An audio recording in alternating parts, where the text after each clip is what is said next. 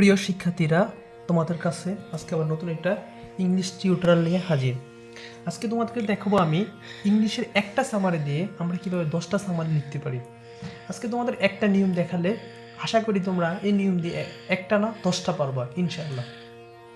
এবং আমরা আমাদের সমস্যাটা কি, আমরা ধরো একটা করে যাই, প্রিয় শিক্ষার্থীরা, আমরা একটা শিখে যাই বা দুইটা শিখে যাই, একটা শিখে যাই, পরীক্ষা যায় সেটা কমন আসে না।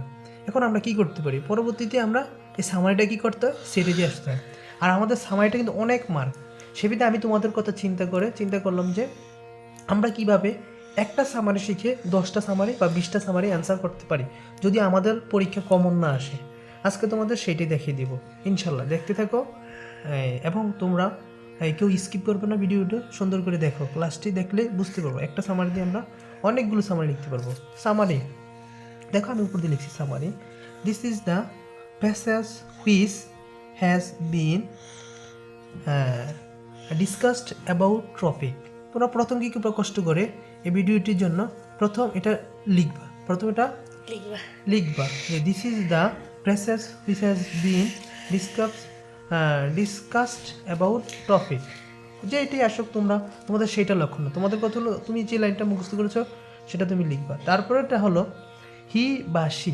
এখন আমাদের প্যাসেজটা যদি কোনো যে পুরুষ সম্পর্কিত হয়, তো একজন কবি আসলো, তো রবীন্দ্রনাথ ঠাকুর, কাজী নজরুল ইসলাম, তখন আমরা হি ব্যবহৃত করব।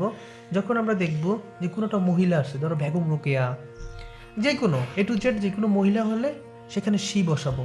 সি বা হি ওয়াজ বরন ইন প্যাসেজ, মানে প্যাসেজ থেকে কী করবো, জন্মস্থান বা জন্মসাল। তোমাদের সুবিধার জন্য আমি এটা লিখে রেখেছি, তোমরা দেখলে বুঝতে পারবা। তারপর কি করব, তাদের যেখান থেকে তুমি ওই প্যাসেজের যে লাইনটা পাবা, তাদের জন্মস্থান ও জন্মসাল দুইটাই তোমরা এখানে কি করবা, বসাবা।